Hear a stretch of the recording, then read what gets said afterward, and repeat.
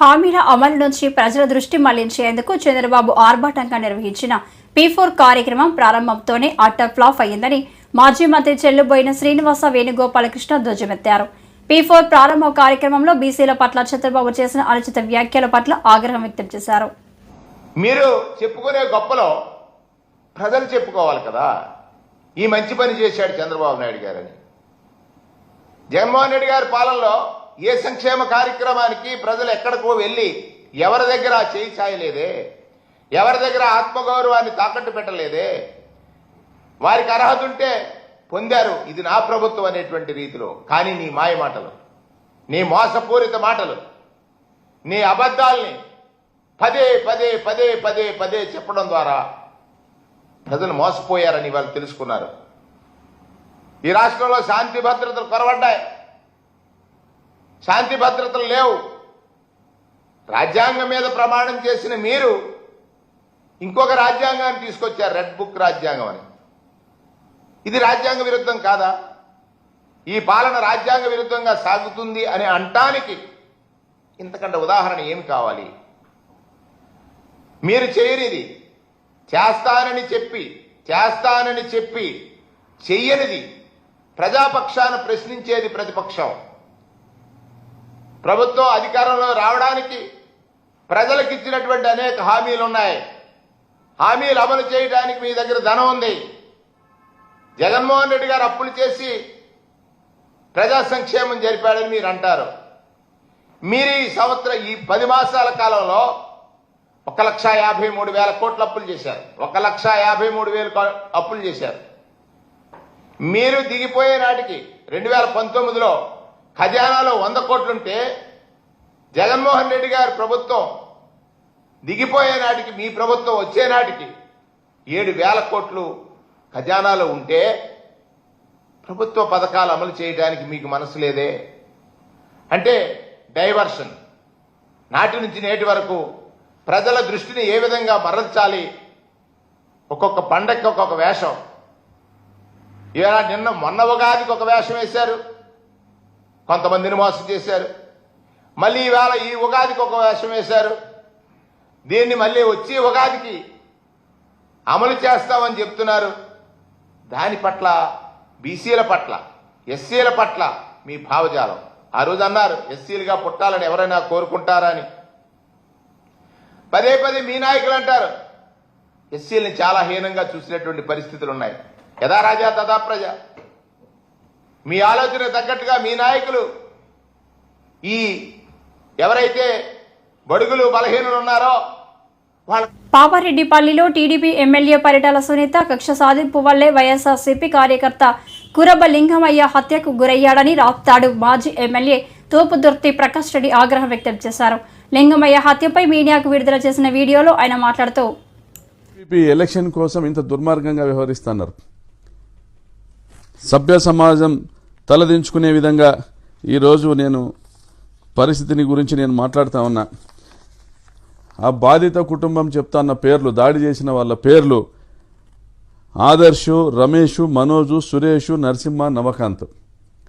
మరి మీరు వీళ్ళు 6 పేర్లు ఇస్తే మా కళ్ళ ముందర వచ్చి మా నాయన్ని కొట్టి చంపినారన్నా అని ఆ పిల్లోడు 6 పేర్లు ఇస్తే 2 పేర్లతో ఎఫ్ఐఆర్ మీరు నమోదు చేస్తున్నారు.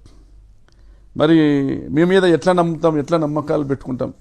ఈ రాష్ట్రంలో ఒక రాజ్యాంగం ఉందనేది ఎట్లా నమ్ముతారు? ప్రజలకు నమ్మకం కల్పించండి. మీరు ఇంతమంది పోలీసులను పెట్టి మమ్మల్ని అడ్డగించేదానికి, మమ్మల్ని అరెస్ట్ చేసేదానికి, పోనీ నేరస్తుల్ని కాపాడేదానికి ఉపయోగిస్తున్నారే. 10 మంది పోలీసులు గొడవ జరిగిన గ్రామాల్లో వెళ్ళిన సందర్భాలు ఉన్నాయా? మాకు మెన్ లేదు. నన్నే ఎన్ఎస్ గేట్ దాటి రామగిరి మండలంలోకి వెళ్ళనీయకుండా పలుమార్లు మీరు అడ్డుకున్నారే. 2 రోజుల ముందు మీకు చెప్పాలనా? అదేనా మీరు చెప్తున్నటువంటి చట్టం? నన్నే ఎన్ఎస్ గేట్ దాటి రామగిరి మండలంలోకి రానివ్వలే. 2014-19లో కూడా ఇదే పని చేశారు. రామగిరి మండలంలోకి మీరు వెళ్ళకూడదు, మేము రక్షణ కల్పించలేం. ఇదే ఎస్ఐ సుధాకర్ యాదవ్ సిగ్గు లేకుండా డిఎస్పీ సమక్షంలో, ఇతర సీఐల సమక్షంలో చెప్తా ఉన్నాడు. 15 రోజుల కింద రామగిరి మండలంలోకి నేను వెళ్తా ఉంటే నన్ను ఆపి అడ్డుకొని నన్ను ప్రివెంటివ్ మెజర్స్ కింద అరెస్ట్ చేసి మా ఇంటి దగ్గర తీసుకొచ్చి వదిలిపెట్టారు. చెప్తా ఉన్నాడు మేము రక్షణ కల్పించలేము.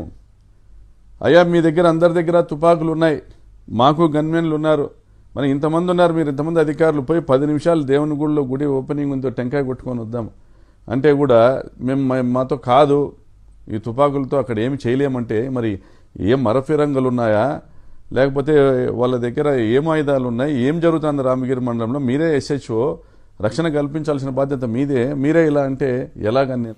పార్వతీపురం మన్యం జిల్లాలో జరిగిన హత్య కేసులో కీలక విషయాలు పోలీసులు వెల్లడించారు. పెళ్లి చేసుకుందామని పిలిచి ప్రియుడే హత్య చేసినట్లు సాలూరు ASP అంకిత సురానా పేర్కొన్నారు. Under 194 BNSS, that is dead due to hanging. కానీ ఆ సీన్ ఆఫ్ క్రైమ్ వెళ్ళినప్పుడు ఇద్దరు CI, Saluru town, Saluru rural CI and entire team of 3 sub inspectors, వాళ్ళకి సస్పిషన్ అయింది that there is something wrong. It is not a dead due to hanging, but there is some suspicion. So అక్కడ scene of crime వెళ్ళి they have investigated the entire case. Mamidipalli Chiprapalasa cashew tope లో ఇది hanging జరిగింది. So అక్కడ వెళ్ళిన తర్వాత they have taken up the investigation, and investigation they found that there was one suspect whose name is Perumala Ram Babu alias Sriram, 26 years, Dattivalasa village of Salur Mandal. On finding out about the suspect, the entire story has come out. So the story is that while ఇద్దరికి 6 months ముందు పరిచయం అయింది. ఒక village, మన Salur village లో ఒక marriage function లో, పసువుడు వలస విలేజ్ లో వాళ్ళు పరిచయం అయింది. సో 6 months నుంచి వాళ్ళు కంటిన్యూస్ గా ఫోన్ లో మాట్లాడుతూ ఉన్నారు. And after that this victim girl she asked for marriage from the accused. So కానీ this person Perumala Rambabu accused is already married. So on this accused and victim కి కంటిన్యూస్ గా there was quarrel between them. And after that on 26th of March, accused has met the victim girl at Sambara Dam of Salur Mandal. ఆ రోజు రాత్రి they have also spoke on phone call, and తర్వాత on 27th morning victim girl house నుంచి వెళ్ళిపోయారు along with the accused. They went to Visakhapatnam. ఆ విశాఖపట్నంలో వాళ్ళు చెప్పారు that I'm going to marry you. కానీ అక్కడ వెళ్ళిన తర్వాత there was a quarrel between them on marriage, and on this the accused Perumala Rambabu, he has strangulated the victim girl. Strangulate చేసి ఇక్కడ సీన్ ఆఫ్ క్రైమ్ అది ప్రజల ముందు, ఆ తర్వాతే మిగతా పనులని ఏపీ సీఎం చంద్రబాబు అన్నారు. ముందుండి నడిపించాలనే ఉద్దేశంతో క్షేత్రస్థాయిలో పనిచేస్తున్నట్లు చెప్పారు. బాపట్ల జిల్లా కొత్తగొల్లపాలెంలో NTR భరోసా పెన్షన్ పంపిణీ కార్యక్రమంలో సీఎం చంద్రబాబు పాల్గొన్నారు. శ్రీకారం చుట్టాం. అమరావతి రాజధాని, అక్కడ మన పిల్లలకు ఉద్యోగాలు వస్తాయి. అభివృద్ధి అయితే ఆదాయం వస్తుంది. ఆదాయం వస్తే సంక్షేమ కార్యక్రమాలు ఇవ్వడానికి అవకాశాలు వస్తాయి. మళ్ళీ అమరావతిని గాడిన పెట్టాం. చురుగ్గా పనులు అవుతున్నాయి. 3-4 సంవత్సరాల్లో మళ్ళీ అమరావతికి పూర్వ వైభవం తెచ్చే బాధ్యత ఈ ప్రభుత్వం తీసుకుంటామని కూడా మీకు తెలియజేస్తున్నా. ఇంకో పక్కన పోలవరం, ఆంధ్రప్రదేశ్ రాష్ట్రానికే ఒక జీవనాడి. నీళ్లు కావాలి. గోదావరిలో నీళ్లు సముద్రం లేకపోతున్నాయి. ఇప్పుడు చినగంజాం ఉంది, పక్కన సముద్రం, ఇక్కడ నీళ్లు లేవు. బోర్లు వేసుకుంటే తప్ప నీళ్లు లేని పరిస్థితి ఉంటుంది.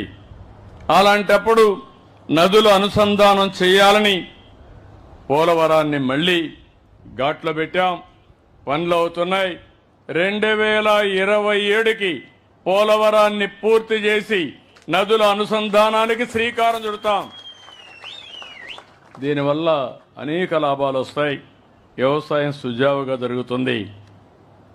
విశాఖపట్నం స్టీల్ ప్లాంట్ మీకు అందరికీ జ్ఞాపకం ఉంటుంది. విశాఖ హక్కు, ఆంధ్రుల హక్కు అని పోరాడాం. ప్రాణ త్యాగాలు చేశారు. అలాంటి దాన్ని దివాలా దీపించారు. దివాలా దీపిస్తే ప్రైవేటైజ్ చేస్తామంటే ఇది కరెక్ట్ కాదని అడిగాను. కేంద్రంలో ఉండే బీజేపీ, తెలుగుదేశం, జనసేన కలిసి పనిచేశాం. దీనివల్ల వచ్చిన వెంటనే దగ్గర 11,000 కోట్ల రూపాయలు అదనంగా డబ్బులు ఇచ్చారు. నేను కూడా ముందుకు వచ్చాను. అవసరమైతే నా ప్రజల కోసం ప్రతి నెల 100 కోట్ల రూపాయల చొప్పున 2 సంవత్సరాలు కరెంటు ఛార్జీకి దాన్ని ఈక్విటీ కింద కన్వర్ట్ చేసుకొని నేను ఉచితంగా ఇస్తానని నేను ముందుకు వచ్చాను. నీళ్లు కరెంటు ఉచితంగా ఇస్తున్నాను. ఇప్పుడు మీరు చూస్తే 10వ నెల విశాఖపట్నం స్టీల్ కూడా ఘాట్లో పడింది. అంటే పరిపాలన ఎప్పుడు కూడా సమర్థవంతంగా చేస్తే ఏదైనా దాన్ని బాగు చేసే అవకాశాలు వస్తాయి. విశాఖపట్నానికి రైల్వే జోన్ వచ్చింది. ఒకప్పుడు రోడ్లు చూశారు, గుంతలు పడిపోయి ఎవరన్నా బయట పోతే నడివిరిగిపోతుంది. ఎవరన్నా డెలివరీకి పోవాలంటే హాస్పిటల్కి పోయే పని లేకుండా నిరుద్యోగ యువతకి ఉద్యోగాలు కల్పించాలనే సంకల్పంతో తమ వంతు ప్రయత్నంగా రాష్ట్ర ప్రభుత్వం ఆంధ్రప్రదేశ్ రాష్ట్ర నైపుణ్యాభివృద్ధి సంస్థ వారి ఆధ్వర్యంలో ఉపాధి కల్పనలో భాగంగా టెక్కల్ నియోజకవర్గం కోటబొమ్మాలి మండలంలోని ప్రభుత్వ జూనియర్ కళాశాల ప్రాంగణం వద్ద మెగా జాబ్ మేళాను ఏర్పాటు చేసిన మంత్రి అచ్చెన్న. 10 సార్లు కలుస్తుంటే మాకే ఇబ్బందిగా ఉంది. అందుకే ఇటువంటి జాబ్ మేళాలు ఎప్పటికప్పుడు పెట్టాలి. ఈరోజు 32 కంపెనీలు చాలా మంది నా దగ్గరికి వస్తారు.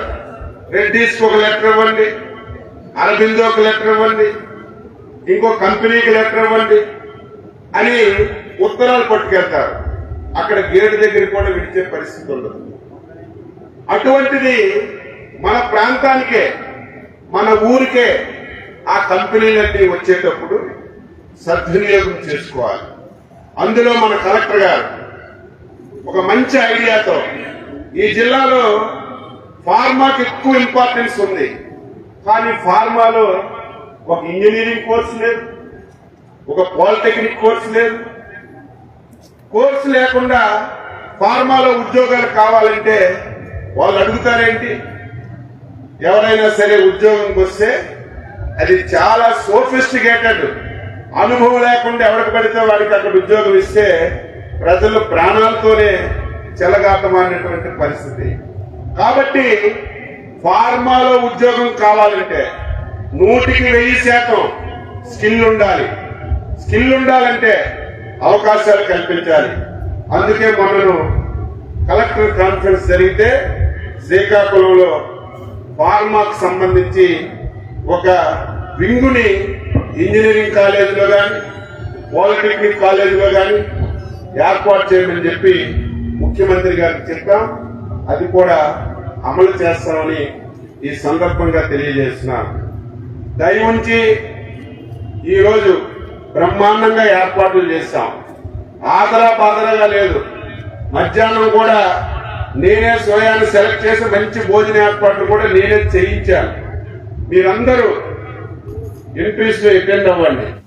అనకాపల్లి జిల్లా నర్సీపట్నంలో క్రైస్తవుల శాంతి ర్యాలీ. నర్సీపట్నం ఐక్య క్రైస్తవ సమాజం ఆధ్వర్యంలో మంగళవారం ఉదయం పాస్టర్ ప్రవీణ్ పగడాల మృతికి నిరసిస్తూ శాంతి ర్యాలీ నిర్వహించారు. నర్సీపట్నంలో క్రైస్తవుల శాంతి ర్యాలీ. నర్సీపట్నం ఐక్య క్రైస్తవ సమాజం ఆధ్వర్యంలో మంగళవారం ఉదయం పాస్టర్ ప్రవీణ్ పగడాల మృతికి నిరసిస్తూ శాంతి ర్యాలీ నిర్వహించారు. స్థానిక సిబిఎం కాంపౌండ్ నుంచి మొదలైన ర్యాలీ అబిద్ సెంటర్ వద్ద మానవహారం ఏర్పడి పాస్టర్ పగడాల అనిల్ మృతికి నిరసనగా నినాదాలు చేశారు. అనంతరం పెద్దబొడ్డే జంక్షన్ వరకు ర్యాలీ చేశారు.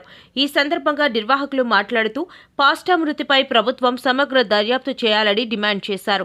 పాస్టర్లకు, క్రైస్తవ సమాజానికి భద్రత కల్పించాలని, క్రైస్తవ మందిరాలకు భద్రత కల్పించాలని ప్రభుత్వాన్ని కోరారు. ఈ యొక్క ర్యాలీని చేయడానికి గల కారణం మన దేవుని సేవకుడు దేశవ్యాప్తంగా దేవుని కొరకు వాడబడుతున్నటువంటి దేవుని సేవకుడు ప్రవీణ్ ప్రగడాల వారి యొక్క మృతిపై ఉన్నటువంటి అనుమానాలు, అలాగునే వారు ఏ విధంగా మరణించారు అనేటువంటిది ఈ రోజున సస్పెన్స్గా పెట్టేశారు. క్రైస్తవ సేవకులపై జరుగుతున్నటువంటి ఇలాంటి దాడులను మేము ఖండిస్తూ ఉన్నాం. ప్రభుత్వము కూడా చొరవ తీసుకొని వీరి పట్ల, వారి మృతి పట్ల న్యాయం జరిగించాలని మేము కోరుతూ ఉన్నాం. అలాగునే క్రైస్తవ మందిరాలపై, అలాగునే క్రైస్తవ నాయకులపై జరుగుతున్నటువంటి ఇలాంటి దాడులను ఖండిస్తూ ఉన్నాము. అలాంటివి జరగకుండా వాటిని అరికట్టాలని ప్రభుత్వం వారిని కూడా మేము కోరుతూ ఉన్నాం. దయచేసి మరి ప్రవీణ్ పగడాల గారు విడిచి వెళ్ళినటువంటి తన కుటుంబము ఆదరింపబడినట్లుగా, ఆ కుటుంబానికి కూడా న్యాయం జరిగినట్లుగా మేమందరము కూడా కోరుకుంటూ ఉన్నాము. దయచేసి ఈ యొక్క పనిని ప్రభుత్వం వారు పూనుకోవాలని, అలాగనే నాయకులు పోలీస్ డిపార్ట్మెంట్ వారు కూడా వారి పట్ల న్యాయం జరిగించాలని, న్యాయమైన తీర్పును, న్యాయమైన రిపోర్ట్ను వారి పట్ల ప్రకటించాలని కోరుకుంటూ ఈ మాటలు తెలియజేస్తున్నాను. ఆత్మ శక్తితో మనకిచ్చిన ఆజ్ఞ ఏమిటంటే, మీరు నా ప్రేమను చాటి ప్రజలకు మేలును చేయండి అని ఆయన తెలియపరిచారు. అందువల్లనే మనము అపోహలు ఆపి, భయంకరమైన అపోహలు ఆపి, క్రైస్తవ సంఘము విశ్వాసులు ఆలోచనతో ముందుకు వెళ్ళాలని, భారతదేశంలో, ఆంధ్ర రాష్ట్రంలో మన పరిస్థితుల్లో మన సంఘాల చుట్టూ శాంతిని నెలకొల్పడానికి మనము సర్వశక్తిలా పనిచేయాలని మిమ్మల్ని కోరుచున్నాం. భగవంతుడు ప్రభువైన యేసుక్రీస్తు వారు మరి ప్రవీణ్ అన్న విషయంలో వారి స్టీల్ ప్లాంట్ను దెబ్బతీసే చర్యలు మోడీ ప్రభుత్వం ఆపాలి. టీడీపీ జనసేన కూటమి కేంద్రంపై ఒత్తిడి తెచ్చి ప్లాంట్ను రక్షించాలని విశాఖలో సిపిఎం నాయకులు ధర్నా. కాంట్రాక్టు కార్మికుల తొలగింపు కేంద్ర రాష్ట్ర ప్రభుత్వాలు వెంటనే ఆపాలి. స్టీల్ ప్లాంట్కి సొంత గనులు కేటాయించాలి. 1500 రోజుల నుంచి కూడా పోరాటాలతోనే వచ్చింది, పోరాటాలతోనే సాధించాం. అతిపెద్ద స్టీల్ ప్లాంట్ 7.3 మిలియన్ టన్నులు సాధించినటువంటి విశాఖని సీసోర్ స్టీల్ ప్లాంట్ని 100% అమ్మేస్తామని చెప్పేసి, మూసేస్తామని చెప్పేసి కేంద్ర ప్రభుత్వం ప్రకటించిన ఆ రోజు నుంచి కూడా దాడి చేస్తానే ఉంది. ఈరోజు ప్యాకేజ్ ఇచ్చామని చెప్పారనమాట. ఆ ప్యాకేజ్ ఇచ్చిన రోజు పాలాభిషేకాలు చేశారు. ఈ పాలాభిషేకం చేసిన నాయకులకి ఆ రోజే చెప్పాము, మేము నిరసన తెలియజేశాం. మీరు ఇచ్చినటువంటి లోన్లు ఏవైతే ఉన్నాయో ప్లాంట్ విస్తరణకి సరిపడేటువంటి అప్పులు ఏవైతే ఉన్నాయో అప్పులు తీర్చడం కోసం మీరు ఇచ్చారు తప్పించి అదనంగా ₹1 ఇవ్వలేదు. కాంట్రాక్ట్ లేబర్ని ఇప్పటికే తొలగించారు. 1200 మంది పర్మనెంట్ కార్మికుల్ని ఈఆర్ఎస్ స్కీమ్ ఇచ్చి పంపించారు. మరి వాళ్ళకి పాలాభిషేకం ఎందుకు చేయరు? ప్రజలు ఎక్కువైపోయారు, జనం ఎక్కువైపోయారు, కార్మికులు ఎక్కువైపోయారు అని చెప్తున్నారు. వారి భూములు ఎక్కువ కదా. వాళ్ళు విశాఖపట్నం స్టీల్ ప్లాంట్ 20 మిలియన్ టన్నులకు కావాల్సిన భూమి ఇచ్చారు. మరి ఆ భూములు నిర్వాసులకి మళ్ళీ తిరిగి అప్పచెప్పొచ్చు కదా, అది అప్పచెప్పడం లేదు. కార్మికులు ఎక్కువయ్యారని చెప్పేసి వాళ్ళు ఇళ్ళకి పంపిస్తున్నారు. ఇది ఒకటే కాదు, విశాఖపట్నం స్టీల్ ప్లాంట్ చుట్టుపక్కల శ్రీకాకుళం నుంచి ఇటు పాయిక్రాపేట వరకు ఉన్నటువంటి 200 చిన్న ఆన్సిలరీ ఇండస్ట్రీస్ అన్ని కూడా ఇవాళ ఉద్యోగాలు పోయి పూర్తిగా బంద్ అయిపోయి ఉన్నాయన్నమాట. ఇవాళ రాష్ట్ర ప్రభుత్వానికి ఉపాధి చూపిస్తున్నామని చెప్తున్నారు. ఎక్కడ మీరు ఉపాధి చూపిస్తున్నారు? మేము అడుగుతుందంటే విశాఖపట్నం స్టీల్ ప్లాంట్కి 10 కోట్లు కాదు, డబ్బులు అవసరం లేదు, క్యాపిటల్ రీసెర్చ్ చేయండి. మీరు ఏదైతే క్యాపిటల్ మైన్స్ ఉన్నాయో మైన్స్ కేటాయించండి అని చెప్పేసి అడిగితే ఇవాళ ప్యాకేజ్ పేరు మీద కార్మికుల్ని 10,000 మందిని ఇంటికి పంపిస్తున్నారు. ఉత్తరాంధ్రాలైనటువంటి నిరుద్యోగ సమస్య మరింత ఉత్పన్నం అవుతుంది. మరొక పోరాటం రాబోతుంది అన్నమాట. ముఖ్యమంత్రి గారు చెప్పారనమాట, అనుభవించినటువంటి చైర్మన్ అపాయింట్ చేస్తున్నారు. ఇదే chairman, incharge chairman Visakhapatnam steel ప్లాంట్ని నాశనం చేస్తున్నాడు. 7,900 కోట్ల రూపాయలు అప్పులు తీసుకొచ్చి అధిక ధరలను రా మెటీరియల్ కొని ఇవాళ విశాఖపట్నానికి నష్టాలు చేకూర్చినటువంటి చైర్మన్ ఇక్కడ పెట్టి మరింత విశాఖపట్నం స్టీల్ ప్లాంట్ ఇవాళ 3వ బిఎఫ్ అంటున్నారనమాట. నరసింహరావు గారు చెప్పారు, ఇవాళ 2 బిఎఫ్లోనే 18,000, 20,000 మిలియన్ టన్స్ తీయడానికి సామర్థ్యత ఉందన్నమాట. ఇంకా 2 బిఎఫ్గా పూర్తిగా నడపలేకపోతున్నారు. మానవ వనరులు తక్కువైపోయాయి, మెయింటెనెన్స్ లేదు. ఇవాళ విస్తరణలో ఉన్నటువంటి మొత్తం టెక్నాలజీ అంతా పాడు చేశారు. రేపు మార్చి తర్వాత 3వ బిఎఫ్ నడుపుతున్నారు అని చెప్తున్నారు కదా, శుద్ధ అబద్ధం. ఉన్న 2 బిఎఫ్లోనే 18,000, 19,000 టన్నులు తీయవలసినవి కూడా వారు తీయలేకపోతున్నారు. వీళ్ళ యొక్క అసమర్థత అర్థమవుతుందన్నమాట. మళ్ళీ విశాఖపట్నం స్టీల్ ప్లాంట్ ప్యాకేజ్ ఇచ్చాం, కార్మికులతో చర్చిస్తాం, సమర్థమైనటువంటి మేనేజ్మెంట్ ఇస్తామని చెప్పారన్నమాట. ఇవాళ సమర్థమైనటువంటి మేనేజ్మెంట్ లేదు. ఇక్కడ 4 సంవత్సరాల నుంచి కూడా విశాఖపట్నం స్టీల్ ప్లాంట్కి నష్టాలు తీసుకొచ్చే మేనేజ్మెంట్ మీరు అపాయింట్ చేశారు. మీరు నియమించినటువంటి చైర్మన్లు, డైరెక్టర్లు ఈ కంపెనీకి నాశనం చేశారు. ఇది స్టీల్ ప్లాంట్ కార్మిక వర్గం అంటున్నారన్నమాట. ఇవాళ స్టీల్ ప్లాంట్ కార్మిక వర్గం విశాఖపట్నం స్టీల్ ప్లాంట్ అత్యధిక ఉత్పత్తి తీసినటువంటిది 500 మిలియన్ టన్నులు తీసినటువంటి పర్ మ్యాన్ ఇయర్ తీసింది. టర్నౌండ్ మా వ్యూహ రచనతో విశాఖ మున్సిపల్ కార్పొరేషన్ మేయర్ పీఠాన్ని కాపాడుకుంటామని మాజీ మంత్రి గుడివాడ అమర్నాథ్ స్పష్టం చేశారు. కూటమి నేతలు ప్రలోభపెట్టి భయపెట్టి వైఎస్ఆర్సీపీ కార్పొరేటర్లను తమ వైపు తిప్పుకుంటున్నారని ఆక్షేపించారు. ఈ క్వాలిఫికేషన్స్తో వారు మా మేయర్ గారి మీద అవిశ్వాస తీర్మానం ఇవ్వడం మనందరం కూడా చూసాం. సరే, వారికి సరైనటువంటి బలం లేకపోయినా మా దగ్గర నుంచి కొంతమంది కార్పొరేటర్లని వాళ్ళు బెదిరించో, భయపెట్టో, ప్రలోభపెట్టో, లేదా వాళ్ళు తీసుకోనో ఏదో జరిగి కొంతమంది వెళ్ళిపోయినప్పటికీ అయినప్పటికీ వారికి బలం సరిపోకపోయినా, ఎందుకంటే నో కాన్ఫిడెన్స్ పెట్టినప్పుడు అవిశ్వాస తీర్మానం 2/3 మెజారిటీ అనేటువంటిది వారికి ఉండాలి. అది లేనప్పటికీ 4-5 వాళ్ళకి తక్కువైనప్పటికీ ఇంకా ఏదో రకమైనటువంటి ప్రయత్నం చేయాలి, భయపెట్టాలి, బెదిరించాలనేటువంటి ప్రక్రియ కొనసాగుతూ ఉంది. నిన్ననే చూసాం, రేపు 19వ తారీఖున ఏప్రిల్ 19వ తారీఖున అవిశ్వాస తీర్మానానికి సంబంధించినటువంటి నోటీసులు కూడా ఇస్తూ ఇప్పుడే కలెక్టర్ గారితో కూడా మాట్లాడినప్పుడు 19వ తారీఖున అవిశ్వాస తీర్మానం పెడుతున్నామని చెప్పి వారు చెప్పడం జరిగింది. అయితే మా కార్పొరేటర్లు రాజకీయంగా మా కార్పొరేటర్లను ప్రొటెక్ట్ చేసుకోవాల్సినటువంటి బాధ్యత మా మీద ఉంది. వాళ్ళని సేఫ్ గార్డ్ చేసుకోవాలి. వాళ్ళు మరిన్ని బెదిరింపులకు లోను కాకుండా వాళ్ళని ప్రొటెక్ట్ చేసుకోవాల్సినటువంటి బాధ్యత ఒక రాజకీయ పార్టీగా వైఎస్ఆర్ కాంగ్రెస్ పార్టీ మీద ఉంది. కాబట్టి మా ప్రయత్నం, మేము మా పార్టీ నాయకుడు జగన్మోహన్ రెడ్డి గారి ఆదేశాలు, అలాగే పార్టీ ప్రతిపక్ష నేతగా ఉన్నటువంటి పెద్దలు బొత్స సత్యనారాయణ గారు, మా రీజనల్ కోఆర్డినేటర్గా ఉన్నటువంటి కన్నబాబు గారు, జిల్లాలో ఉన్నటువంటి నాయకత్వం అందరం కూడా మా ప్రయత్నం మేము చేస్తూ ఉన్నాం. వాలంటరీగా వైఎస్ఆర్ కాంగ్రెస్ పార్టీతో ఉన్నటువంటి కార్పొరేటర్లు అందరూ కూడా మేము మా వాళ్ళని సేఫ్ గార్డ్ చేసుకునేటువంటి కార్యక్రమం చేస్తున్నప్పటికీ నిన్నకాక మొన్న ఒక కార్పొరేటర్ గారి ఇంటికి పోలీసుల్ని పంపించి